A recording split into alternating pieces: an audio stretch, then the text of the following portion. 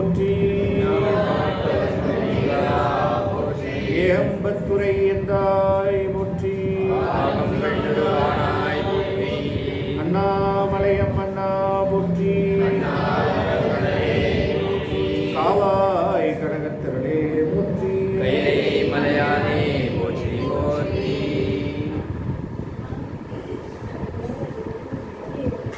எல்லாம் அல்ல முருகப்பெருமானுடைய திருவருளினாலே இரண்டாவது அமர்வாக நாம் தொடர்ந்து மணவாசகம் கடந்தார் அருளி செய்த உண்மை விளக்கம் என்ற ஞான நூலிலே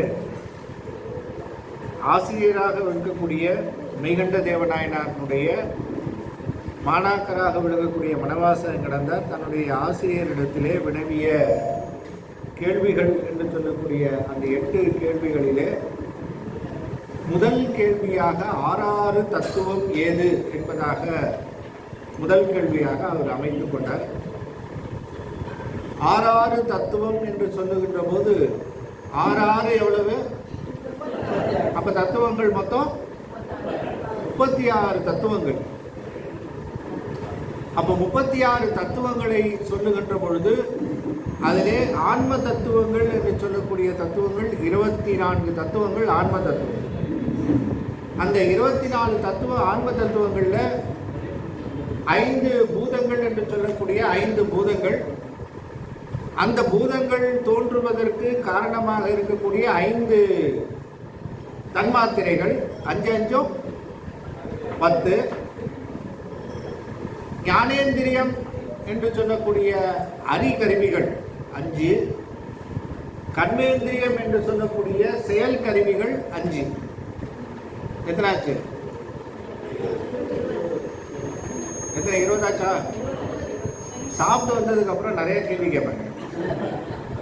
ஏன்னா எல்லாரையும் அப்படியே சாப்பிட்டு ஒரு இழுக்கும். உண்ட மயக்கம் தொண்டருக்கும் உண்டு. அதனால கொஞ்சம் கேள்வி கேட்டா கொஞ்சம் மைண்ட் அவேக்கா இருக்கும். பூதம் 5, தன்மாத்திரை 5, அதாவது புலன்கள் 5. பூதம் 5, புலன்கள் 5, ஞானேந்திரிய 5, கர்மேந்திரிய 5. மொத்தம் எத்தனை ஆச்சு? 20. ஞானேந்திரியம் என்று சொல்லக்கூடிய ஞானேந்திரியத்திலேயும் ஒரு உறுப்பு உண்டு. கர்மேந்திரியம் சொல்லக்கூடிய கர்மேந்திரியத்திலேயும் ஒரு உறுப்பு உண்டு. ரெண்டுத்துக்கும் காமனா ஒரு உறுப்பு உண்டு. அது எது? வாய். அது என்னன்னு முதல்ல சொல்லணும்ல. ஞானேந்திரியம் 5 என்ன? மெய்வாய், கண், மூக்கு, செவி. அறிவோடு செயல்படுகின்ற கருவி 5. அறிவில்லாம செயல்படுற கருவி 5. அது கை, கால், எருவாய், கருவாய், வாய். இந்த வாக்கு அது ஞானேந்திரியமாகிய அறிகருவியிலையும் வருது, கர்மேந்திரியமாகிய செயற்கல்வி 5லேயும் உண்டு. இது ரெண்டுத்துக்கு நடுவில் 5 இதுலேயும் உண்டு, அதுலேயும் 5 5 10. சுவை, ஒளி, ஊறு, ஓசை, நாற்றம் தன்மாத்திரை 5 15. மண், நீர், தீ, காற்று, ஆதாயம் 5. எத்தனாச்சு? எத்தனை ஆன்ம தத்துவம்?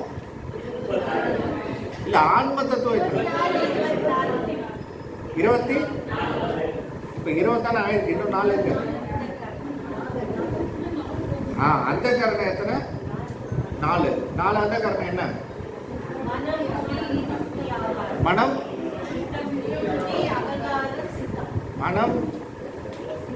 அகங்காரம், புத்தி, சித்தம். சித்தம் சிவமாக்கி செய்வனவே தவமாக்கும் அத்தன் தொல்நோக்கும் அடம். அப்ப இதுல இந்த சித்தம் இருக்க அது ரொம்ப சிறப்பான ஒரு கருவி, தத்துவம். ஆன்ம தத்துவம் 24. ஸோ ஆன்ம தத்துவம் 24 தெரிஞ்சவங்க கை தூக்குங்க. என்னங்க இவ்வளோ நேரம் சொல்லிட்டு ஆன்ம தத்துவம் 24 சொல்லுங்க. ஒன்று என்ன மிஸ் ஆகுது? எது? பூதம் 5,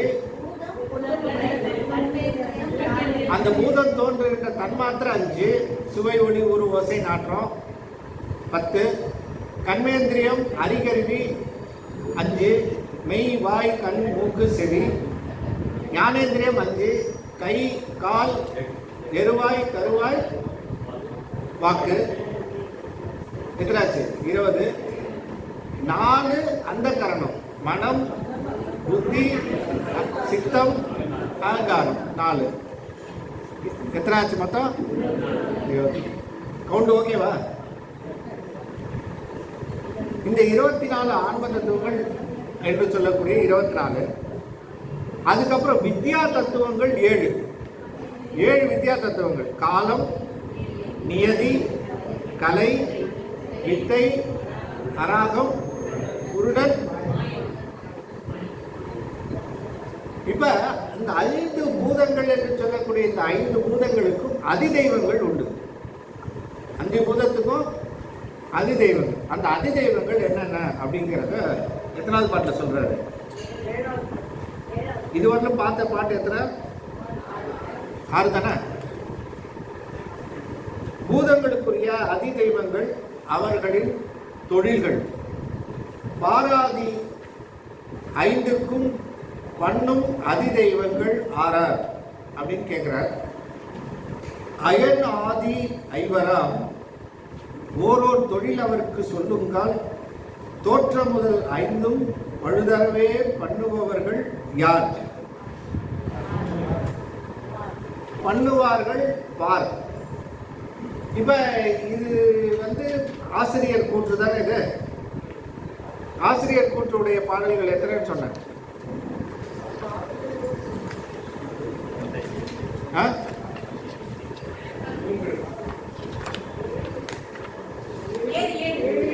ஏழு. 7ல எத்தனை?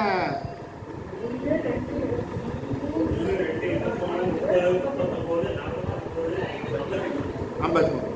இப்ப அதை குறிச்சு வச்சுங்க. பாராதி நிலம் 5 பூதங்கள் இவர்களுக்கு அதிதெய்வங்கள் யாருன்னு கேட்கிறாரு. அயன் முதலிய அந்த 5 உரிய தொழில்கள் என்ன? அவர்களுக்கு உரிய தொழில்கள் என்ன? இதுக்கு பதில் சொல்லும் முகமாக 8வது பாடல்ல படைப்பன் அயன், அழிப்பன் பங்கையன் கண் மாயன், துடைப்பன் உருத்திரனும் சொல்லின் திடப்பெறவே என்னும் திரோவிப்பவர் ஈசர் சதாசிவரும் அன்றே அனுக்கிரகர் ஆம் அப்படின்னு சொல்றாரு. அப்ப எத்தனை தொழில்ங்க? எத்தனை தொழில்? தொழில் எத்தனை? 5 தொழில். என்னென்ன 5? படைத்தல்,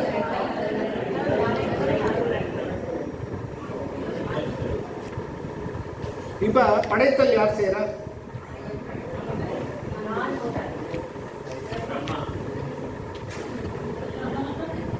யார்? பிரம்மானந்தர்.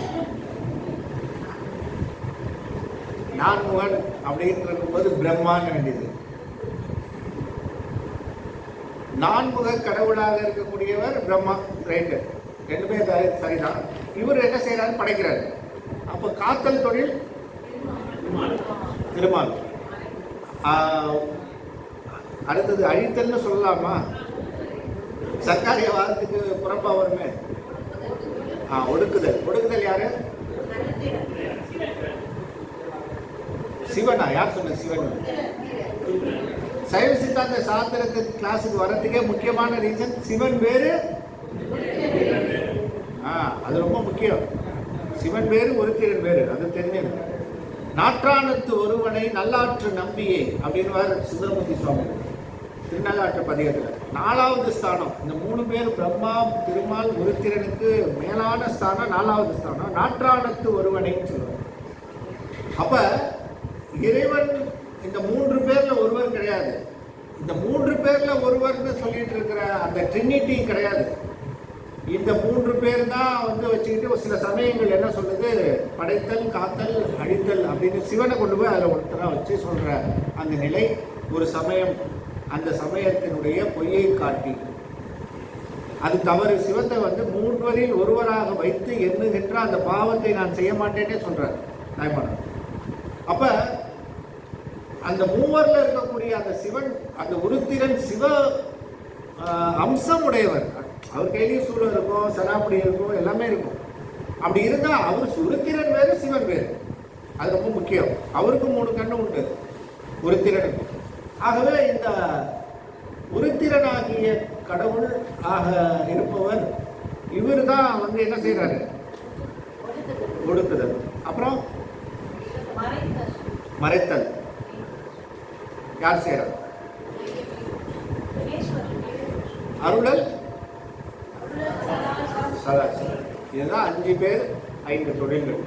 இதை ரொம்ப அற்புதமா 5 தொழில்களாக 5 நிலைகளிலே அவர்களுக்குரிய 5 தொழிலாக சொல்றார். பிரம்மதேவன் வந்து படைத்தல் தொழில் சொல்றார். இந்த படைத்தல் தொழில் செய்யும் போது தான் இந்த பிரணவத்துக்கு பொருள் தெரியலன்னு சொன்னார்ல, தொழில் தெரியலன்னு சொன்ன உடனே இவர் குட்டி உள்ள அடைச்சாரு. நான்முகனை வந்து தலையில குட்டி சிறையில் அடைச்சிட்டார். அடைச்சா படைத்தல் தொழில் மட்டும் இல்லை, காத்தல், ஒடுக்குதல், எல்லா தொழிலுக்கும் எல்லாத்துக்குமே ஆட்டோமேட்டிக்காக அவங்களுக்கு எல்லாம் போஸ்டிங் போயிடுச்சு. ஒருத்தருக்கு போன போஸ்டிங் பிரம்மாவுக்கு இறங்கினார் போஸ்டிங்லேருந்து ஆட்டோமேட்டிக்காக இவருக்கு போயிடுச்சு. யாருக்கு? திருமாலுக்கு வந்துட்டு போயிடுச்சு காத்தல் தொழில். அந்த பக்கம் உருத்திரனுக்கு அழித்தல் தொழில் போயிடுச்சு. இவங்க அத்தனை பேரும் திருவாவணங்குடியை நோக்கி படையெடுக்கிறாங்க. அங்கே திருவாவணங்குடியில் இருக்கக்கூடிய பெருமானை நோக்கி எதுக்காகன்னா, நாங்கள்லாம் தலைவர் ஆகணும் அப்படிங்கிறதுக்கு நீங்கள் தான் அருள் புரியணும் அப்படின்னு முருகப்பெருமான் கிட்ட திருவாவணங்குடி இதில் நக்கீரர் வந்து திருமுருகாற்றுப்படையில் சொல்கிறார். மூவரும் தலைவர் ஆக அப்படின்னா, தலைவர் ஆகன்னா இப்போ தலைவர் இல்லைன்னு அர்த்தம். அவருக்கு போனதுக்கப்புறம் எல்லாத்தையும் யார் இப்போ இன்சார்ஜ் எடுத்து பண்ணுறதுன்னா முருகப்பெருமானே இன்சார்ஜ் எடுத்துக்கிட்டார். படைத்தல் அவர் பண்ணுறார், காத்தலும் பண்ணுறார், ஒடுக்குதல், அழித்தல் எல்லாமே அவரே பண்ண ஆரம்பிச்சிட்டார். அதனால இவங்களுக்கெல்லாம் வேலை போயிடுச்சு. ஆக இறைவன் செய்கின்ற தொழில்கள் 5 தொழில்கள் என்று சொல்லக்கூடிய அந்த 5 தொழில்களுக்கும் அதிதெய்வங்கள் தானே இவர்கள் தவிர இறைவன் முன்னின்று நடத்துவர் இவர்கள் நடத்துகின்றார். ஆகவே இது அதிதெய்வம் வேறு, தெய்வம் வேறு. இப்போ இவங்கெல்லாம் அதிதெய்வங்கள் என்று சொல்லப்படுகின்ற பரிவார தெய்வங்கள். கோயிலில் பார்த்தீங்கன்னா பரிவார மூர்த்திகள் என்பதாக சொல்லக்கூடிய நிலைகளும் இருக்கும். அப்போ இவர்கள் அந்த தெய்வ அனுஷ்டானத்தை பெற்று அந்த தெய்வ நிலையிலே விளங்கக்கூடிய அந்த பதவியிலே இருப்பவர்கள். சண்டேஸ்வரர் என்பது ஒரு பதவி, அந்த சண்டேஸ்வரம் என்பது ஒரு பதம். அந்த சண்டேஸ்வர பதத்திலே இருப்பவர் யாரு? விசாரசரமனார். அவர் அந்த பதவியில் இருக்கார். படைத்தல் என்பது ஒரு பதவி, அந்த பதவியில் அந்த பதத்தில் இருப்பவர் பிரம்மா. அந்த மாதிரி ஒவ்வொரு யுகத்திலேயும் ஷிஃப்ட் ஆகிட்டே வரும். அது போயிட்டு அந்த பதவி மாறிட்டே இருக்கும், பல பேர் வந்துட்டு போயிட்டு இருப்பாங்க. ஆகவே 5 தொழில்கள் என்று சொல்லக்கூடிய இந்த 5 தொழில்களும் இறைவனுடைய கருணையினால் அவர் பண்றார். 5 தொழிலும் இவங்கெல்லாம் வெறும் கருவிகள் தான். அதை ரொம்ப ஜாக்கிரதையாக உணர்ந்துக்கணும். இந்த 5 வகை தொழில்கள் என்று சொல்லக்கூடிய தொழில்களை 8வது பாட்டில், அதான் படைப்பன் அயன், அழிப்பன் பங்கையன் மாயன், துடைப்பன் உருத்திரனும், சொல்லின் திடப்பெறவே என்றும் திரோபிப்பவர் ஈசர், சதாசிவரும் அன்றே அனுக்கிரகர் ஆம் அப்படின்னு சொல்லி, சதாசிவர் அனுக்கிரகம் செய்யக்கூடிய அருளல் தொழிலை செய்யக்கூடியவர். சதாசிவ மூர்த்தி ஐமுக மூர்த்தி. கோயிலில் திருக்கோயிலில் இருக்கக்கூடிய மூர்த்தம், நீங்கள் மூலவர் பார்த்தீங்கன்னா அந்த மூர்த்தம் 5 வகை, அந்த 5 வகை 5 முகங்கள் உடைய சதாசிவ மூர்த்தம். அந்த இலிங்கம் என்று சொல்லக்கூடிய மூர்த்தம். அந்த பக்கம் தள்ளி இந்த பக்கம் வந்தீங்கன்னா நடராஜ பெருமான் ஆடிட்டு இருப்பார். அது 6வது முகம். இங்கே 5, அந்த பக்கம் நடராஜர் 1, 6. 5 + 1 6. இது அதோ முகம் என்று சொல்லக்கூடிய அதோ முகம் 6வது முகம். இந்த முகமானது செய்யக்கூடிய வீரச் செயல்கள், இந்த முகமானது அமைத்துக் கொண்டிருக்கின்ற செயல்கள் அப்படின்னு பல உண்டு. அதில் பார்த்தீங்கன்னா சதாசிவத்துக்கு தான், சதாசிவ மூர்த்தத்திற்கு தான் லிங்க மூர்த்தி அவருக்கு தான் எல்லா வகையான அந்த 5 வகையான அந்த நிலைகள், 5 வகையான மந்திரங்கள், 5 முகங்கள், நிறங்களோர் 5உடையாய் அப்படின்னு சொல்லக்கூடிய நிலை எல்லாமே அதில் அமைத்து காட்டுகின்ற அந்த சிறப்பு. ஆகவே ஈசர் என்று சொல்லக்கூடிய அந்த சதாசிவராக விளங்கக்கூடிய அவர் அந்த 5 தொழில்கள் என்று சொல்லக்கூடிய அந்த நிலை, பந்தம் வீடு படைப்போன் காண்க அப்படின்னு மறைத்தல் காத்தலிலும் அருளை அழித்தலிலும் சேர்த்து 3 தொழிலாகவும் நாம் படைத்தல் காத்தல் அழித்தல்னு சொன்னால் இந்த 3லேயே அதை அடக்கி காட்டுகின்ற அந்த முறைமையையும் சொல்றார். அந்த 9வது பாட்டில் பூதங்களினுடைய அந்த குணங்களும் அதனுடைய தொழில்களையும் இப்ப சொல்றார். மண் கடினமாய் தரிக்கும் வாரி குளிர்ந்தே பதமாம் ஒன்கணல் சுட்டு ஒன்று மிக்கும் ஓவாமல் வன்கால் பறந்து சலித்து திரட்டும் பார்க்கில் ஆகாயம் நிரந்தரமாய் நிற்கும் நிறைந்து அப்படின்னு சொல்றார். மண்ணுக்கு தன்மை பார்த்தீங்கன்னா கடினம். அதான் நிலத்துக்கு பொறுமைக்கு எதை சொல்லுவோம்? பூமி தானே பொறுமை. அப்போ என்னதான் அது பண்ணாலும் என்னதான் அடித்தாலும் அது பார்த்தீங்கன்னா அகழ்வாரை தாங்கும் நிலம் போல தன்னை இகழ்வாரை ஒருத்தல். ஆக 36 தத்துவங்கள் சாப்டர் போட்டாங்க. இப்போ நீங்கள் ஈஸியாக அதில் பார்த்துக்கலாம். இந்த வித்யா தத்துவம், அதுக்கப்புறம் இருக்கக்கூடிய சிவ தத்துவம் 5, நாதம் விந்து, சதாசிவம், ஈஸ்வரம், சுத்தவித்தை, இது 5 சிவம். 36 தத்துவங்கள் தான் டோட்டல் எண்ணிக்கை. இப்போ 5 வகையான அந்த பொருள்களுடைய குணங்கள் என்று சொல்லக்கூடிய அந்த குணங்களை சொல்லுகின்ற பொழுது மண் கடினம் என்று சொல்லக்கூடிய அந்த கடினமாய் விளங்குவது மண். மண் கடினமாய் தரிக்கும். அப்ப அதை தாங்குகின்ற நிலை, அதுதான் மண்ணுக்கு தன்னை தோன்றவனையே தாங்குதுன்னு சொல்றாங்க. அப்படின்னா அந்த மண்ணுக்கு எவ்வளவு பெரிய ஒரு தன்மை பாருங்க. வாரி என்று சொல்லக்கூடியது நீர், அப்பு. மென்மை என்று சொல்லக்கூடிய நெகிழப்படுத்துதல், நீராய் உருக்கி என் ஆறுநீராய் நின்றானே. அப்ப நீர்னு சொன்னாலே அது நெகிழ்வு, அன்பு கரைந்தோடும். அந்த அன்பு நீர் பாய்தல், அது எல்லாமே எதுக்கு? நீர் என்பது நெகிழ்வு என்று சொல்லக்கூடிய அந்த நிலை. அந்த நெகிழ்வு நிலைக்கு நீர் அதனுடைய செயல். நீராகிய பூதம் குளிர்ச்சியாய் அந்த பொருள்களை அது மென்மைப்படுத்துகின்ற அந்த நிலை. ஒன்கணல் ஒளி பொருந்தி அந்த தீயாகிய நெருப்பு பொருள்களை எல்லாம் நீராக்கி அது ஒன்றுபடுத்தும். சுட்டு சாம்பலாக்கி போடுறது அத்தனையும் பசுமமாக்கி எல்லாம் சாம்பலாயிடும். நெருப்பில் போடுறது எல்லாமே என்ன ஆகுது? சாம்பலாயிடுதுல்ல. ஆக எல்லாவற்றையும் நீராக்கி ஒன்றுபடுத்தும். வளமான காற்று ஒழியாமல் ஓவாமல் எங்கும் பரவி இயங்கி பறந்து சலித்து திரட்டும்.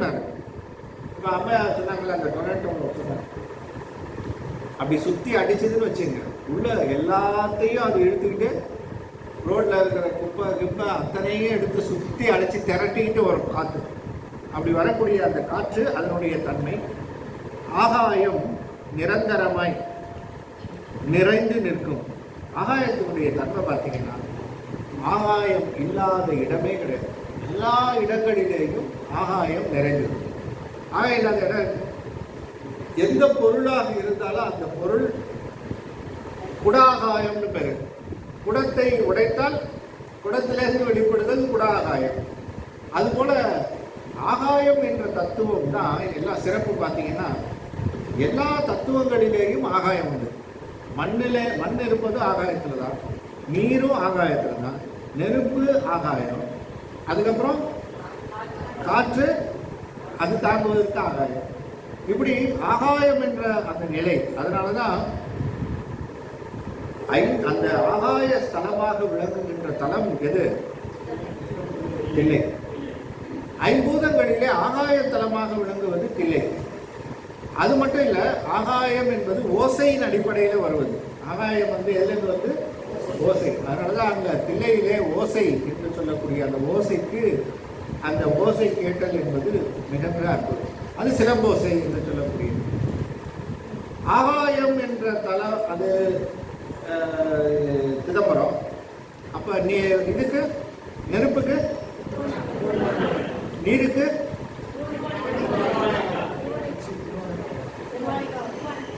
மண்ணுக்கு காஞ்சிபுரம், ஏகம்பரம், திருவாரூரும் உண்டு. திருவாரூரும் சொல்லுவோம், காஞ்சிபுரம். அப்ப 5 பூத தலங்கள் என்று சொல்லக்கூடிய இந்த 5 பூத தலங்கள். காற்றுக்கு அப்ப பாருங்க, பெருமான் ஐவகையாக நின்று ஆடுகின்றார். ஐவகை மன்றினுள் ஆடுகின்ற கூத்து. இந்த அஞ்சு வகையான கூத்து, 5 மன்று, 5 பூதங்களுக்குரிய 5 தலங்கள், இப்படி எல்லாம் 5 அமைத்து பெருமானுடைய இந்த தலங்கள்ல ஆகாய தலம் இந்த திருச்சிற்றம்பலம் என்று சொல்லக்கூடிய இந்த ஆகாய தலம். அதனாலதான் சிற்றம்பலம் என்று சொல்லி சிற்றம்பலம் என்பதாக முடிப்பதற்கு காரணமே இந்த ஆகாய தலமாக இது விளங்குகின்ற இந்த நிலையிலே பெருமான் எல்லா பொருள்களிலேயும் ஊடுருவி இருந்தாலும் தான் தன்னளவிலே ஆகாயம் எப்படி சிறப்பாக தன் விளங்குகின்றதோ அதுபோல சிவம் எல்லா பொருள்களிடத்திலேயும் எல்லா இடத்திலேயும் இருந்தாலும் எதிலேயும் கலக்காது. எப்படி ஆகாயம் என்பது எந்த பொருளிலேயும் எல்லா இடத்துல இருந்தாலும் ஆகாயம் எதிலையும் கலக்கிறது இல்லை.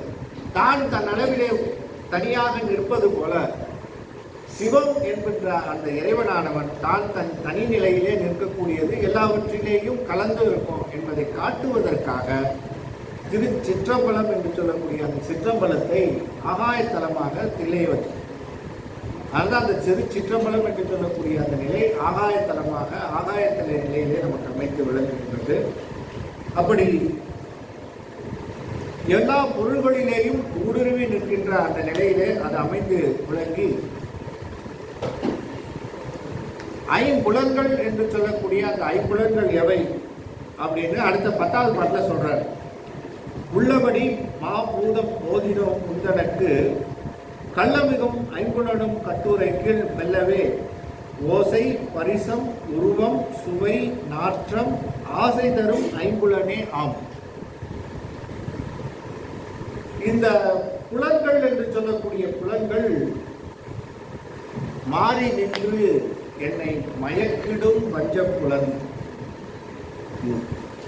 எப்படிப்பட்ட புலன் தெரியுமா? ஒன்று நல்லதுன்னு சொல்லி போனா அது கெட்டதா காமிக்கும், நல்லத கெட்டதா காமிக்கும், கெட்டத நல்லதா காமிக்கும். இதுதான் ஆணவத்தினுடைய செயல். இது நமக்கு தெரியறதில்லை. இதுவரையிலும் நமக்கு இது கெட்டதா ஏதாவது திருவருள் மட்டும் வந்துச்சுன்னா அப்பதான் தெரியும், ஐயோ இந்த கெட்டதுலையா இவ்வளவு நாள் இருந்தோம், இந்த கெட்டதுலையா சேர்ந்து இருந்தோம் அப்படின்னு.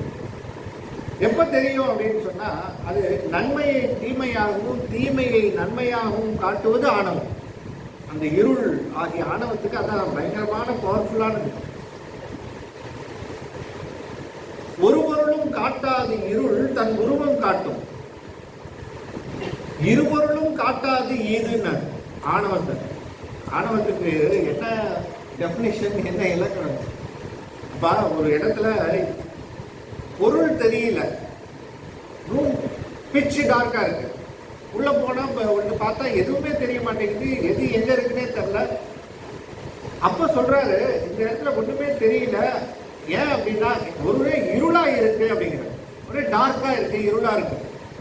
அப்ப இருளாக இருக்குது அப்படின்னு சொன்னா இருள் தன்னை காட்டுது, இருள் இருக்கிறன்னு தன்னை காட்டுது. அதனால அவர் சொல்றாரு இருள் பரவாயில்லப்பா, பொருளை தான் காட்டலனாலும் தன்னை காட்டுது. இருள் உள்ள போய் பொருளை காட்டல, ஆனா தன்னை காட்டுது. அந்த ஆணவம் இருக்கு இல்லையா, அது பொருளாகிய சிவத்தையும் காட்டாது, தன்னையும் தான் இருக்கிறேன்னு காட்டாது. இது எவ்வளவு பெரிய டேஞ்சர். ஒரு ஆள் இருக்கிறானே தெரியல, பக்கத்துலேயே இருக்கான், நமக்கு எல்லா விதமான டேஞ்சர் டயபாலிக்கா பண்ணிட்டு இருக்கான்னு வச்சுங்க. அவன் யார் இருக்கா, ஒரு எதிரி நம்ம கூட இருக்கான்னு தெரியாமலே வச்சுட்டு இருந்தா எவ்வளவு பெரிய டேஞ்சர். அந்த மாதிரி இந்த ஆணவம் தன்னை காட்ட மாட்டேங்குது. அதனாலதான் யாராவது அறிவு இருக்கானா அறிவு இருக்குன்னு ஒத்துப்போம், பணம் இருக்கா பணம் இருக்குன்னு ஒத்துப்போம். ஆணவம் இருக்கா அப்படின்னா யாராவது கேட்கு எனக்கு ஆணவம் இருக்குன்னு சொல்லி ஒத்துக்கிறோம்.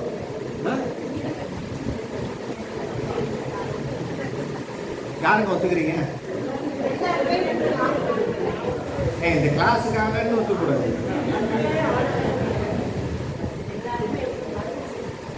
ஆணவம் இருக்குன்னு ஒத்துக்கிறீங்க பாருங்க, அது ஒரு பெரிய விஷயம். ஏன்னா ஆணவம் இருக்குன்னு தன்னை அது காட்டாறது இல்லை. அது உங்க குறை இல்லை, எங்க குறை இல்லை. யோசிப்போம், ஆணவம் அப்படி இருக்கா அப்படின்னா இல்லைன்னு தான் சொல்லுவோமே தவிர வெளிப்படையா. ஆணவம் ஏன் காட்டல அப்படின்னா அது தான் இருக்குன்ற தன்னுடைய பிரசன்ஸை காமிக்க மாட்டேங்குது.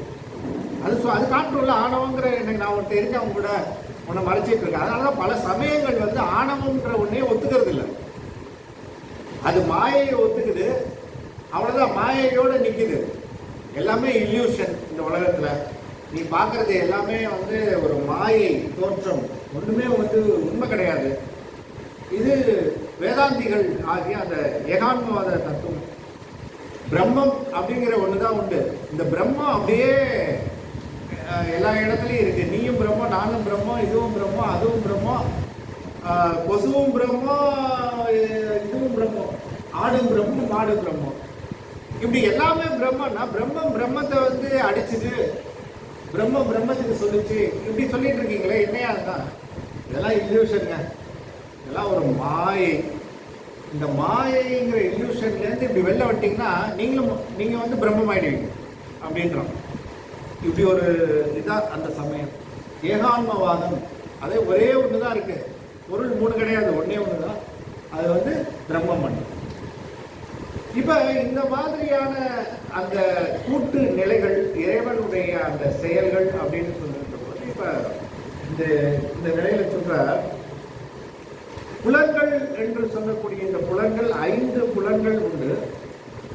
இந்த 5 புலன்களிலே இருந்துதான் நம்ம முன்னாடி இப்ப பார்த்தோம். சுவை, ஒளி, ஊர்வோசை, நாற்றம், ஐவகை. இந்த ஐவகை பொருள் தெரிவான்களுக்கே உலகு அப்படின்னு சொல்லி பார்த்தோம் இல்லையா?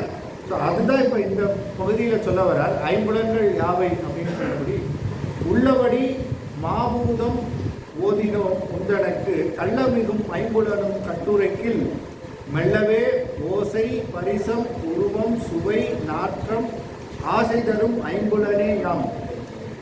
இந்த 5 புலன் தான் உள்ள இருந்து டிரைவ் பண்ணுது. இது சொல்றதான் நம்ம கேட்கிறோம். கிளம்பும் போது இந்திய தொலைக்காட்சிகளில் முதல் முறையாக அப்படின்னு காது கேட்டோன்னே தொலைக்காட்சியிலேருந்து வெளியில் வர முடியுங்கிறீங்க? முடியுமா? முடியாது. அப்படியே உட்கார்ந்துட வேண்டியது. ஏன்னா முதன் முறையாக இந்திய தொலைக்காட்சியிலேயே, இந்திய தொலைக்காட்சியா அது தொலைக்காட்சியா, அந்த காட்சியிலேருந்து வெளியில் வர்றதுங்கிறது அவ்வளோ பெரிய கடினம். அதுலேயும் வாரம் வாரம் ஏதோ தான் போட்டுட்டு இருக்கான். இப்போ அதுக்கு தவிர இப்போ இந்திய தொலைக்காட்சியெல்லாம் போய் இப்போ ஓடிடி வந்துடுச்சு.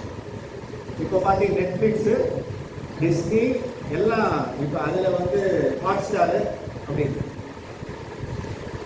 இப்படி இத்தனை வந்து இருக்குது. இது எல்லாத்தையும் தாண்டி இதெல்லாம் கண்ட்ரோல் பண்ணி என்னால் வர முடியுமா, இதுலேருந்து வெளியில் வர முடியுமான்னு கேட்குறேன். வள்ளலார் சொல்ற, அண்ணாமலை கோயிலுக்கு போகணும்னு கிளம்புனேன், 5 பேர் படுத்தின பாடு இருக்கு பாரு, என்னை குடிச்சு கையை குடிச்சு இழுத்து உட்கார வச்சது. வாது செய் புலனால் வருந்துதல் செய்கின்றேன் தாது செய்பவனே, அருணயம் கோயில் சந்நிதிக்கு யான் வராருளே. வாது செய் புலனால் வருந்துதல் செய்கின்றேன். அண்ணாமலை திருவண்ணாமலை கோயிலுக்கு போகணும்னு கிளம்பினவருக்கு 5 புலனும் வாது செய்தான். கண்ணு ஒரு பக்கம் இருக்குது, காது ஒரு பக்கம் இருக்குது, மூக்கு ஒரு பக்கம் வடவாசத்தில் இருக்குது.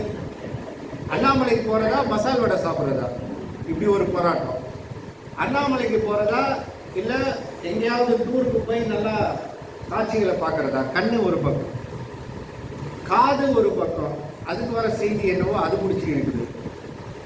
இப்படி மெய் வாய் என்று சொல்லக்கூடிய இவைகளினுடைய இன்பங்களை அனுபவிச்சுட்டு இங்கே இருக்கிறது தான் நல்லது, நீ பாட்டுக்கு அண்ணாமலை கோயில் தப்பி தவிர கூட போயிடாதுன்னு சொல்லி 5 புலனும் எழுதுதான். வாதிசை புலனால் வருந்துதல் செய்கின்றேன் தாது செய்பவனே அருணையும் கோயில் சந்நிதிக்கு யான் வர அருளே அப்படின்னு அவர் கேட்கிறார். அப்ப இந்த புலன்கள் அப்படிங்கிற இந்த புலன்கள் ரொம்ப முக்கியமானது. என்னன்னு கேட்டீங்கன்னா, இந்த புலன்கள் உள்ள இருக்கு, அது அனுபவிக்கிற பொருள்கள் வெளில இருக்கு. அது எது வழியா அனுபவிக்குன்னா, மெய் வாய் கண் மூக்கு செவி அப்படிங்கிற இந்த 5.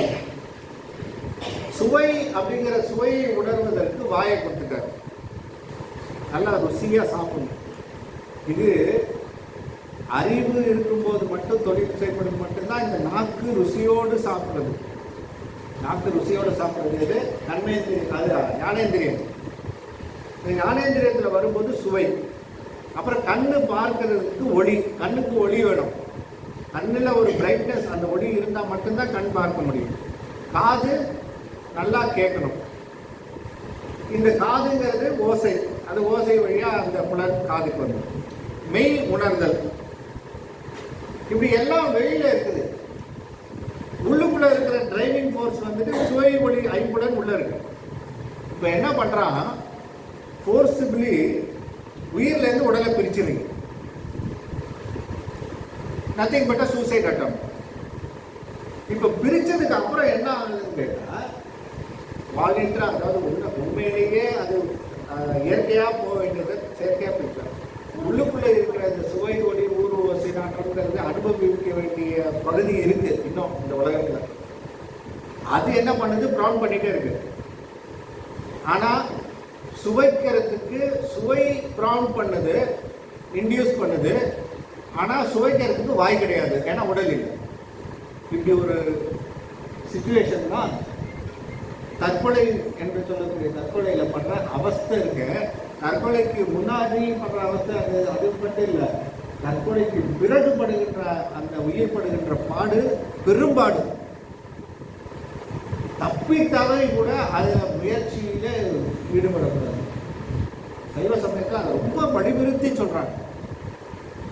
எந்த ஒரு நிலையா இருந்தாலும் சரி, இயற்கை மரணம் மட்டுமே அது அவர் வச்சிருக்காரு கையில. நீ என்ன எடுக்கிறது? எடுக்கிறதுக்கு அப்புறம் நீ படுற அவஸ்தை இருக்க. அதுதான் இந்த 5 புலன்களும் 5 கருவிகளும், இந்த ஞானேந்திர 5ம், இந்த 5 ரெண்டுத்தையும் வந்து ரிலேட் பண்ணி சொல்றாங்க.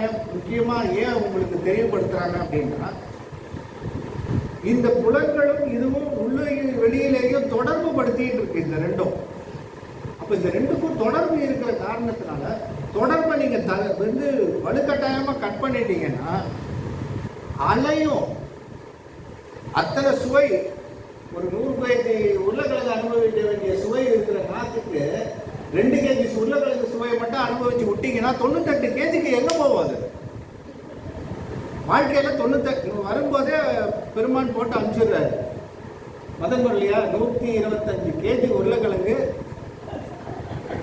வாழ்க்கையில சாப்பிடலாம். அதுக்கப்புறம் வந்து டாக்டர் சொல்லுவாரு, சார் உருளைக்கிழங்கு நீங்க தொடாதீங்க, இனிமே உருளைக்கிழங்குக்கும் உங்களுக்கும் பார்க்கறதோட சரியே தவிர அந்த பக்கமே போகாதீங்க.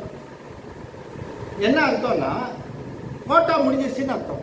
எடுத்துட்டு வந்த கோட்டா முடிஞ்சிருச்சு. அதே மாதிரிதான் பார்க்கறது. எவ்வளோ கோட்டா கொடுத்துருக்காரோ அவ்வளோ பார்ப்பான், பார்க்கறதெல்லாம் பார்ப்பான். நைட்டு ஃபுல்லாக படம் பார்ப்பான், காலையில படம். இது கண்ணு என்னத்துக்கா ஆகும்? எவ்வளவுக்கு எவ்வளோ கண்ணு பார்க்கறத குறைக்கிறோமோ அவ்வளோக்கு எவ்வளோ எக்ஸ்டெண்ட் ஆகும் லைஃபு. நம்ம என்ன பண்ணுறோம், லைஃப்பை ஷார்டன் பண்ணி இன்னும் ஒரு 100 மணி நேரம் 1000 மணி நேரம் பார்க்க வேண்டிய அந்த 1000 மணி நேரம் காட்சியை என்ன பண்ணுறோம், 10 20 வருஷம் 30 வருஷத்தில் பார்க்க வேண்டியதை 2 வருஷத்தில் பார்த்து முடிச்சிடறோம். அதுக்கப்புறம் என்ன சொல்லுவார் டாக்டர், 14 இது பவருன்னுவார். அதுக்கப்புறம் அந்த பவருக்கும் மீறி போய் என்ன ஆகும், கண்ணு பார்க்கறது மங்களாபடும். வர்றது யாரு அப்படின்னு கேட்குறது, முடிஞ்சது கண்ணு. காது அதே மாதிரி தான். அப்போ எடுத்துட்டு வர கோட்டா இருக்கு பார்த்தீங்களா, நம்ம எடுத்துட்டு வர்றது, அதை என்ன பண்ணணும், லைஃப் லாங்காக ஸ்பேனில் வச்சு அதை டிஸ்ட்ரிபியூட் பண்ணணும். நம்ம டிஸ்ட்ரிபியூட்டாக பண்ணுறோம். எவ்வளோ ஸ்பேன் ஆஃப் லைஃப் இருக்கோ அதெல்லாம் அதை டிஸ்ட்ரிபியூட் பண்ணி கொஞ்சம் கொஞ்சம் கொஞ்சம் கொஞ்சமாக. இப்போ 98 கேஜிக்கு எங்கெங்க போகும்போது தற்கொலை பண்ணிட்டு சுவை உள்ளே இருந்து இன்டியூஸ் பண்ணிகிட்டே இருக்கும். நீ பாட்டுக்கு வந்துட்டியே 2 கேஜியை சாப்பிட்டு இன்னொரு 98 கேஜிக்கு யார் யாரெல்லாம் சாப்பிட்றாங்களோ அவங்க பக்கத்தில் நின்று இந்த 98 கேஜி அனுபவிக்கிறவரில் அது படுகாத படுபடும். சில பேர் நான்வெஜ்ஜினாலே உயிராக இருப்பான். அத்தனை பேரையும் அந்த கடையில் போய் நிறுத்திடும். தொங்கிட்டு இருக்கோம், அதோட சேர்த்து இதுவும் தொங்கும். நீங்கள் தொங்கிட்டு இருக்கிறத பார்த்துட்டு இருப்பீங்க, அது கூட நிறையா தொங்கிட்டு இருக்கிறத நீங்கள் பார்க்க முடியாது. ஞானிகள் மட்டும்தான் பார்க்க முடியும். கூட இருந்து எத்தனை தொங்குதுன்னு தெரியும். ஏன்னா அத்தனையும் பிரித்து விட்டது. அதனால் அனுபவிக்க முடியாது. அனுபவிக்கிறவங்க கிட்ட வந்து மேலே உட்காந்துக்கும். உங்கள் தோளில் நீங்கள் பையோடு சேர்த்து அதையும் வாங்கிட்டு போவீங்க. இந்த பக்கம் பை, கீழே பை, மேலே ஒரு பை, இதுவும் தொங்கிட்டு வீட்டுக்கு வரும். அது சமைச்சு சாப்பிட்றவங்களும் அங்கேயே இருக்கும். யாருக்கு தெரியுன்றீங்க? இப்போ இந்த சுவை, ஒளி, ஊறு, ஓசை, நாற்றம் என்று சொல்லக்கூடிய இந்த 5 புலன்களும் ரொம்ப ரொம்ப பவர்ஃபுல்லான புலன்கள். இதுதான் பெருமாள் நமக்கு கொடுத்துருக்கிற ஒரு அற்புதமான நிலை. இந்த 5 புலன்களையும் வைத்துக்கிட்டு என்ன பண்ணணும்னு கேட்டாரு. நீ சுவைக்கிறதெல்லாம் இந்த உருளைக்கிழங்கு கறியையும் சப்பாத்தியையும் இந்த புளியோதரையும் சமைச்சிட்டு இருக்கிறது இல்லை. எதுக்குன்னா மிகப்பெரிய அமுதமாக விளங்குகின்ற அமுத நடனம் ஒன்று நடந்துட்டு இருக்கு. பெருமானுடைய அமுதம். இந்த 5 புலனையும் எவ்வளோ கொஞ்சம் நீ ஒரு கொஞ்சம் ஒரு 2 நிமிஷமாவது 3 நிமிஷமாவது அதுக்கு செலவு பண்ணு, அதுக்கு கொடு அப்படிங்கிற சிந்தனை காக்கி நாயினேன் தன் கண்ணினை நின் திருப்பாத போதுக்கு ஆக்கி வாக்கு உண்மணி வார்த்தைக்கு ஆக்கி ஐம்புலங்கள் ஆற நின்று இச்சை மால் அமுத பெருங்கடலே, இச்சை மால் அமுத பெருங்கடலே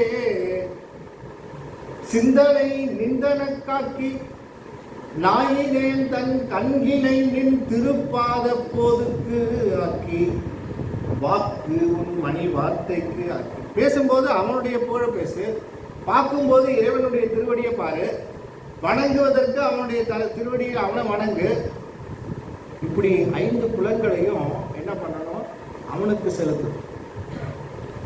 ஒரு ஓட்டக்குடம், இந்த ஓட்டக்குடம் எத்தனை ஓட்டைன்னா 5 ஓட்டை, 5 ஓட்டைகள் உள்ள ஒரு மண்குடம். இந்த மண்குடத்துலேருந்து ஒருத்தர் சொன்னாங்க, ஃபுல்லாக இதில் வாய் நிறைய தண்ணியை குடிச்சிட்டு வரணும். That is the task. ஓட்டக்குடம் நிறையணும். அந்த தண்ணி எது வரல இருக்கணும்? ஃபுல்லாக நிற்குமா? எவ்வளோதான் நீங்கள் தண்ணியை குடித்தாலும் எத்தனை ஓட்டை வழியாக போகும்? 5 ஓட்டை வழியாகவும் தண்ணி சும்மா பிச்சுக்கிட்டு போகும். மணிவாசகர் பார்த்தார், ஓட்டக்குடத்தில் தண்ணி நிரப்புறதுக்கு எனக்கு தெரியும், ஐடியா வேணுமா? சரி வேணும் சொல்லி சொல்லுங்க. ஒன்றும் இல்லைப்பா, நீ இந்த ஓட்டக்குடத்தில் எது வழியாக தண்ணி போகுது அப்படின்னு. ஓட்ட வழியாக தானே போகுது? ஆமாம், ஓட்ட வழியாக 5 ஓட்ட வழியாக போகுது. ஆமாம். நீ இந்த ஓட்ட குடத்தை போய் தண்ணியில் வந்து ஏன் வந்து ரொப்பிக்கிட்டே இருக்கிற? இந்த ஓட்ட குடத்தை போய் ஒரு கடல் ஆகிய நீரில் தூக்கி போட்டுரு. எந்த ஓட்ட வழியாக தண்ணி முன்னாடி நீ நிரப்ப போச்சோ அதே ஓட்ட வழியாக உள்ளே போய் அந்த குடத்தை நிரப்பி அந்த குடத்தை நிரப்புவது போல நீ வெளியில இருக்கக்கூடிய 5 புலன்களினாலே இந்த உலகத்தில் நின்னா சுவாமி உள்ள நிற்க மாட்டார், வெளியில தான் போவார். ஆனால் இறைவன் என்ற பெருங்கடலாக விளங்குகின்ற அவனிடத்திலே சிந்தனையையும் உன்னுடைய அறிவையும் அத்தனையும் செலுத்தினால் எது வழியா போச்சோ அது வழியாகவே உள்ள போய் இந்த 5 புலன்கள் ஆற நின்ற இச்சை மால் அமுத பெருங்கடலாக அது விளங்குகின்றது. ஆகவே அனுபவிக்கின்ற பொழுது, பெருமானை அனுபவிக்கின்ற பொழுது, நாம் இங்கேருந்து அனுபவிக்கும் போது எல்லாம் உள்ளதான் போகும், வாது செய்யும், கள்ள புலன்களாக இருக்கும். ஆனால் என்ன பண்ணணும்? எங்கே குதிக்கணும்? அமுத பெருங்கடலில் குதிச்சு அதுக்கப்புறம் பார்த்தேன்னா எது வழியாக போகுமோ அது வழியாகவே பெருமான் உள்ள வரும். அப்படிப்பட்ட அந்த ஆட்சியை உடையது இந்த 5 புலன்கள். ஆகவே இந்த 5 புலன்களும் உயிரை உய்வு பெறுவதற்காக, உயிரை சுத்தப்படுத்துவதற்காக வந்தது. ஆனால் நம்ம எவ்வளோ அசுத்தம் பண்ண முடியுமோ, எவ்வளோவுக்கு எவ்வளோ அதை டிட்டோரியேட் பண்ண முடியுமோ அத்தனையும் பண்ணி இந்த உயிருக்கு உய்வு பெறுவதற்காக வச்சுருக்கோம். 5 புலன்களை அதுக்காக பயன்படுத்துகிறோம் இல்லையே? ஆக இதற்காக பயன்படுத்த வேண்டும் என்பதை காட்டும் முகமாக இந்த 5 புலன்களை பற்றி அற்புதமாக சொல்றார். உள்ளபடி மாபூதம் ஓதினோம் உந்தனக்கு கள்ளமிகும் ஐம்புலனும் கட்டுரைக்கில் மெல்லவே ஓசை ஸ்பரிசம் உருவம் சுவை நாற்றம் ஆசை தரும் ஐம்புலனே யாம் அப்படின்னு சொல்லி இந்த நுகரக்கூடிய நிலையிலே அந்த 5 பூதங்களுக்கும் இந்த 5 புலன்கள் என்பவை ஆதாரமாக விளங்கக்கூடியது. அப்படி ஆதாரமாக விளங்கக்கூடிய அதற்கு தன்மாத்திரை அப்படின்னு பேர். இந்த 5 புலன்களுக்கு தன்மாத்திரை பேர். அடுத்ததாக ஞானேந்திரியங்கள், அதான் நம்ம சொன்னோம், அறிவு வழியாக செயல்படக்கூடிய கருவிகள் 5. ஞானேந்திரியங்கள் நன்றா உரைக்கற்கள் ஊனமிகு பூதம் உற்றிடமாம் ஈனமாம் சத்தாதியை அறியும் தானம் செவி தோல் கண் அத்தாலும் மூக்கென்று அறி. ஊனமிகு அப்படின்னா தாமத குணம் அதிகமாக உள்ள அந்த சூக்கும பூதம் எனப்படுகின்ற அந்த தன்மாத்திரைகளாக விளங்கக்கூடிய அவைகள் எதை இடமாக கொண்டு சத்த ஆதியை அறியும். சத்தம் ஆதியை அப்படின்னா சத்தாதி அப்படின்னு வரணும். சப்த ஆதினா சத்தம் ஸ்பரிசம் ரூபம் ரசம் கந்தம் என்ற 5ஐயும் அறியக்கூடிய அந்த இந்திரியங்களுக்கு ஞானேந்திரியங்கள். இதில் என்ன சொன்னாரு? சத்த ஆதியை அறியும் அப்படின்னா ஞானேந்திரியம் அறிகருவி. சத்தம் முதலாக அப்படிங்கிறதுக்கு சத்தாதி. அப்ப சத்தம் முதல்னா என்ன அர்த்தம்? சாதம் சாப்பிட்டேன்னா என்ன அர்த்தம்? மீதி எதெல்லாம் மீதி எல்லாம் சாதம் சாப்பிட்டேன்னு சொன்னா கூட நீங்க வெறும் சாதத்தை மட்டுமா சாப்பிட்டீங்க அப்படின்னு நான் கேட்பீங்க. இல்லையே, சாதத்தோட என்னென்னலாம் போயிருக்கும்? சாம்பார் போயிருக்கும், ரசம் போயிருக்கும், மோர் போயிருக்கும், எல்லாமே கூட போயிருக்குமா இல்லையா?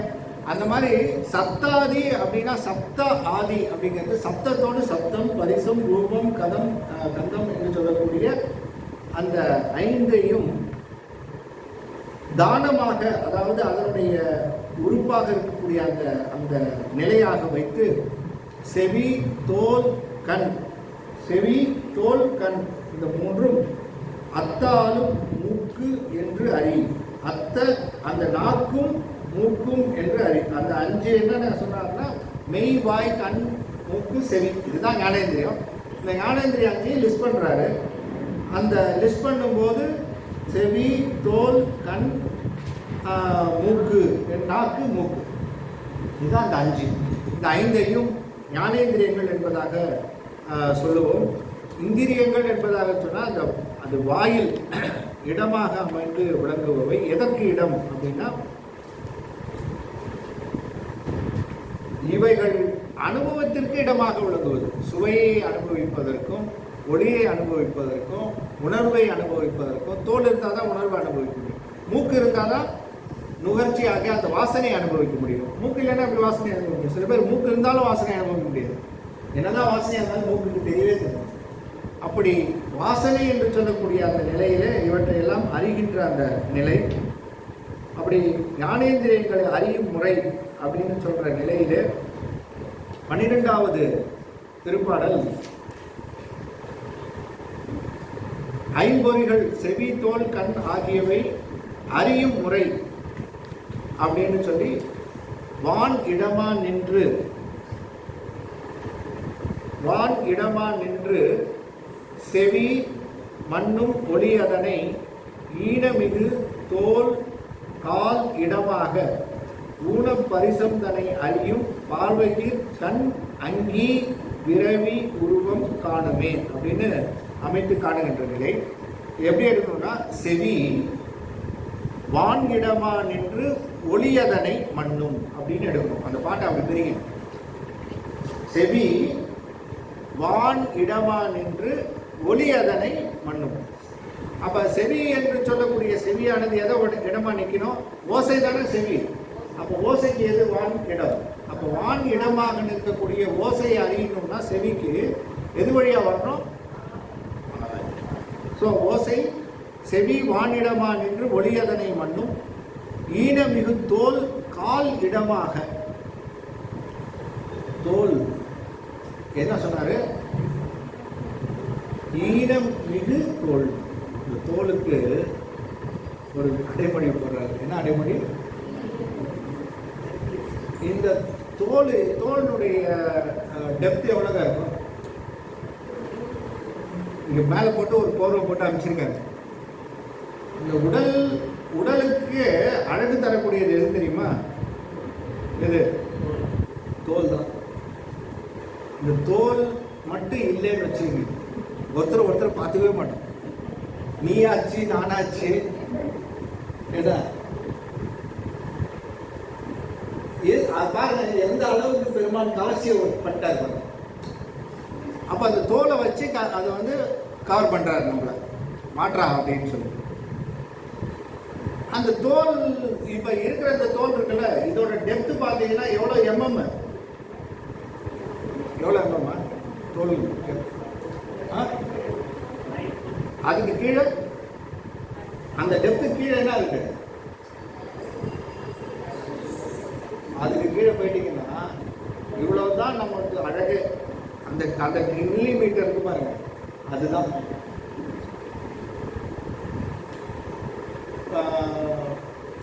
புழு அழுக்கு முடி ஒல்லா புறந்தோல் போர்த்து எங்கும், சிவபுராணத்தில் சொல்ற புறந்தோல் போர்த்து எங்கும் புழு அழுக்கு மூடி. எல்லாம் உள்ள இருக்கிறதெல்லாம் சும்மா டேமேஜ் கண்டிஷன், உள்ள இருக்கிறத பார்க்க முடியாத கண்டிஷன். ஆனா வெளில பார்த்தீங்கன்னா சும்மா அழகா அப்படி பூசி நல்லா பெயிண்ட் அடிச்சு, நம்ம அதுக்கு மேல போடுற மேக்கப் இருக்கு, அவரு போடுற மேக்கப்பை அடிச்சு இவன் போடுறான்.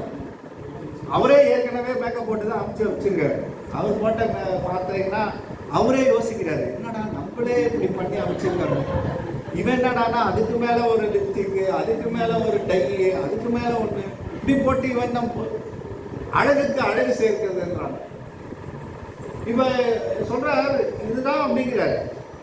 அப்ப இந்த தோல் அப்படிங்கிறது ஃபென்டாஸ்டிக், அற்புதமான ஒரு படைப்பு, பெருமானுடைய படைப்பு. அந்த தோல்ல தான் தெர்மோஸ்டாட்டே இருக்கு. நம்ம தோல் தான் வெளியில இருக்கக்கூடிய டெம்பரேச்சரையும் உள்ளுக்குள்ள இருக்கிற டெம்பரேச்சரையும் மெயின்டைன் பண்றது. எது தெரியுமா? தோல். இதுதான் வந்து சென்ஸ் பண்ணுது. Outside temperature is higher than the inside temperature. Increase பண்ணு உள்ள. அப்போ உள்ள இருக்கிற டெம்பரேச்சர் கம்மியா இருக்கு அப்படின்னா வெளில இருந்து வாங்கு, வெப்பத்தை வாங்கு அப்படின்னு வெளியில இருக்க வெப்பத்தை உள்ள இழுக்கும், உள்ள இழுத்து உள்ள கொடுக்கும். அப்போ உள்ள இருந்து வெளியிலையும் வெளியில இருந்து உள்ளேயும் இப்படி மாத்தி மாத்தி இந்த 98 புள்ளி எவ்வளவு 98.4 டெம்பரேச்சர் நம்மளை மெயின்டைன் பண்றது எதுனா தோல்.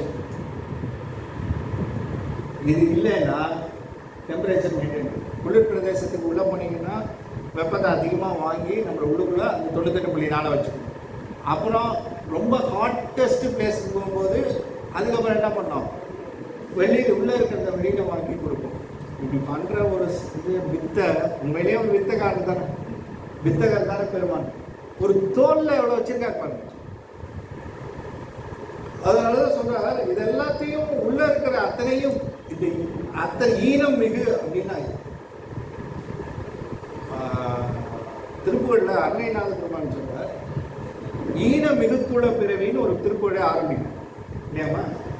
எந்த திருப்புகழ்? திருத்தனியா? ஆதி 6 திருப்பதிகள்ல 6 திருப்பதிகள்ல ரொம்ப அருமையான பாட்டு அது. ஈன மிகுத்துள்ள பிறவி அணுகாது அப்படின்னு சொல்லி சின்ன திருப்புகழ் நினைக்கிறேன். அதுல சொல்ற அந்த ஈனம் மிகு அப்படின்னு சொல்ற அந்த ஈனம் மிகு தோலா இது. ஆனா உள்ளுக்குள்ள அந்த தோல் வெளியில என்னவோ சிறப்பா இருக்கு. எல்லாருமே பொண்ணு சிவப்பா இருக்காங்கன்னு கேட்கலாம். போயிட்டு வந்தோம், பொண்ணை பார்த்துட்டு பொண்ணு எப்படி கருப்பா மாநிலம் சிவப்பா இருக்கு. இப்படி நம்ம என்ன தோலை பார்த்தா கல்யாணம் பண்ணிக்காது. உள்ள யாரும் பார்க்கறது கிடையாது. அவங்க மனசு எப்படி இருக்கு அதெல்லாம் இல்லை, ஒண்ணு நல்லா சிவப்பா இருக்குங்க அப்படின்னு போயிட்டு வந்தோடனே கல்யாணத்துக்கு போயிட்டு வந்தா என்ன பண்ணும்? அப்ப இந்த தோல் தான் அந்த ஒரு கவர்ச்சியை கொடுக்குது. தோல் தான் ஒரு டெம்பரேச்சரை அது மெயின்டைன் பண்ணுது. இந்த தோல் தான் எல்லாவற்றையும் உள்ளுக்குள்ள பாதுகாக்குது. தோலால் சுவர் எழுப்பினார். கந்தரலங்கார பாட்டு என்ன மாதிரி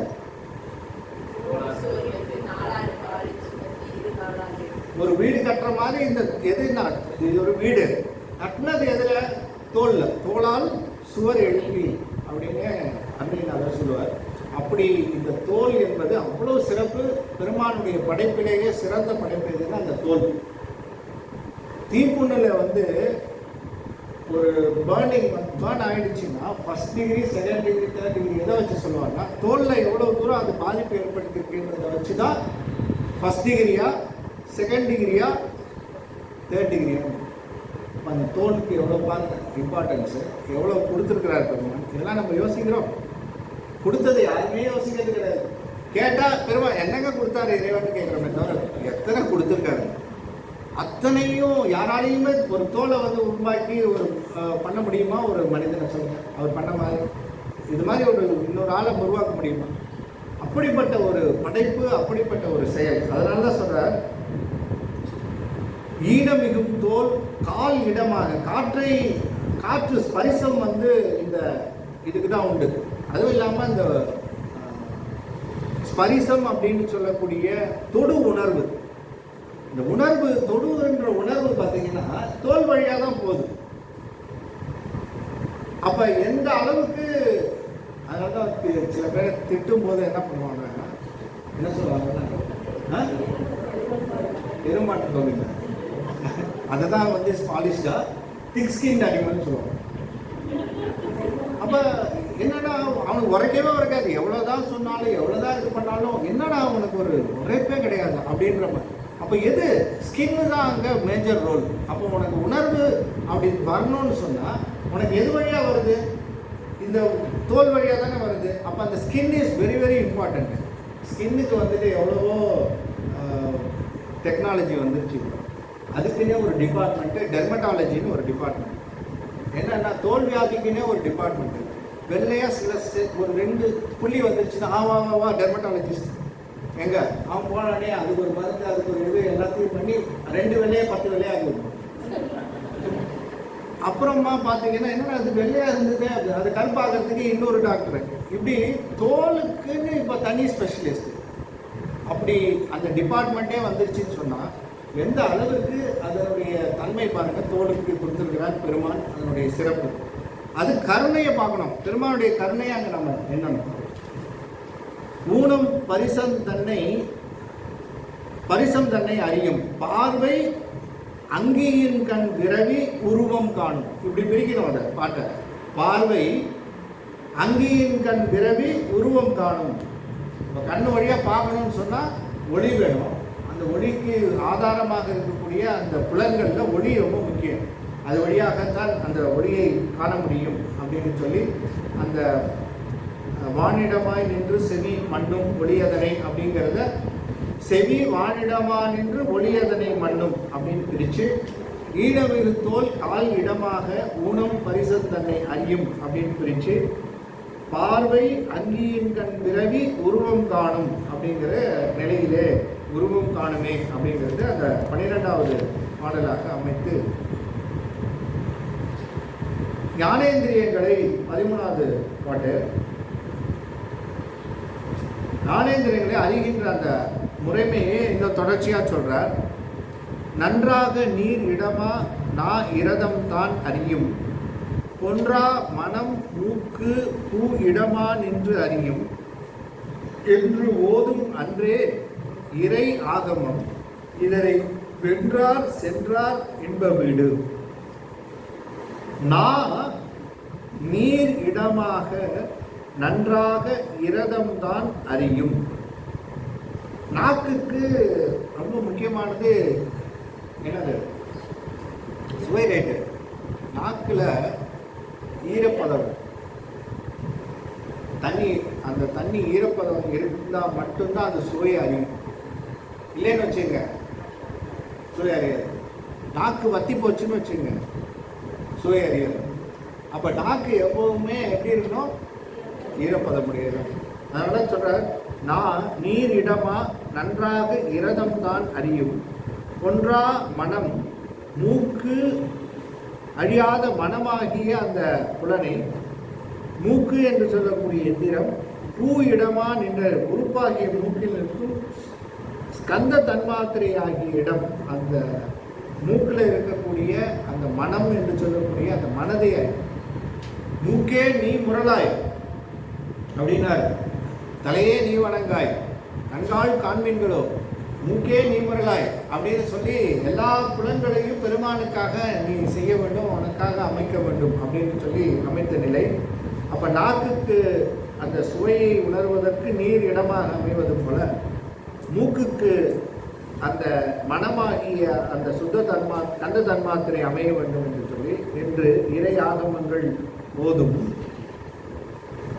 இதனை வென்றார், இன்ப வீடு சென்றார். இதனை வென்றார், இன்ப வீடு. அப்ப வெல்லுதல் அப்படின்னா என்ன அர்த்தம்? உடனே கத்தி கப்படாவும் தூக்கிட்டு ஒன்றுக்காக போயிட்டு சண்டை போட்டு இருக்க முடியும். அப்ப வெல்லுதல் என்பது என்ன? மடைமாற்றம். அப்ப மடைமாற்றம் அப்படின்னு சொல்றதுதான் வெல்லுதல். எங்க அதுதான் சொன்னார் இல்லையா, சிந்தனை நின்றனக்கு ஆக்கி, நாயினை தன் கண்ணினை என் திருப்பாத போதுக்கு ஆக்கி, வாக்கு உன் மணி வார்த்தைக்கு ஆக்கி அப்படின்னு. இப்ப பாடுற பாட்டெல்லாம் எப்படி இருக்கு? கணவன் மனைவி திட்டுற பாட்டும், மனைவி கணவன்கிட்ட வாங்குற பாட்டும் பாட்டான பாட்டா இருக்கு. இப்படி வாங்குற பாட்டை இப்படியா பேசிட்டு இருக்கிறது? இதை கொஞ்சம் நிறுத்திட்டாரு. நிறுத்திட்டு இந்த பக்கம் பாடு. அவரை பாடுறதை விட, அவன் அந்த கணவனை வச பாடுறதை விட யாரு பாடணும்? இறைவனை பாடணும் அப்படின்றது தான் வெல்லுதல். இப்படி இதை வென்றவர்களிலேயே மிக உயர்ந்த நிலையிலே நின்ற ஒரு நாயன்மார் உண்டு. இந்த ஐம்புலன்களை வென்ற நிலையிலே அமைத்த ஒரு நாயன்மார் எல்லா நாயன்மார்களும் விட தலை சிறந்த நாயன்மாராக போற்றப்படுகின்ற